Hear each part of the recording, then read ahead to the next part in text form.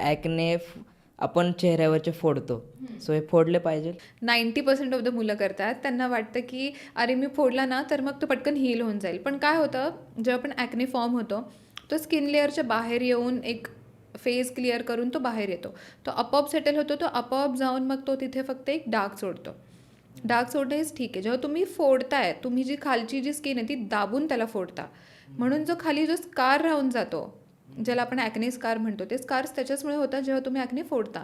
जर तुम्हाला acne scars नको असेल, तुम्ही ॲक्ने फोडायला नाही पाहिजे. तुम्हाला खूप जर इरिटेट होत असेल की अरे मला खूप ॲक्ने दुखत आहेत, इरिटेट होत आहे, पस येतं, तर मी काय करू, तर जेव्हा पण तुम्ही अगेन मी तुम्हाला सांगितलं की फोम फेस जे फेस वॉश वगैरे असतात ते जेव्हा तुम्ही यूज कराल तर तुमचं ॲक्नेची जी टेंडन्सी आहे ती पण कमी होईल.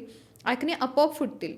म्हणजे जे पस वगैरे असतं ना, भरपूर वेळा फेस वॉश यूज करून आपोआप फुटतात. आपोआप फुटणं इज ओके तुम्ही फोडण्यापेक्षा. आणि त्याच्याचबरोबर तुम्ही आयसिंग करू शकता. म्हणजे थंड पाणी रुमालामध्ये वगैरे घ्या, किंवा आईस घ्या, रुमालामध्ये थोडंसं हे करा आणि पूर्ण चेहऱ्यावर रोज रात्री तुम्ही फिरवलंच जरी तरीही तुमच्या ॲक्ने भरपूर प्रमाणात सेटल डाऊन होतील. तुम्हाला फोडण्याची पण गरज पडणार नाही.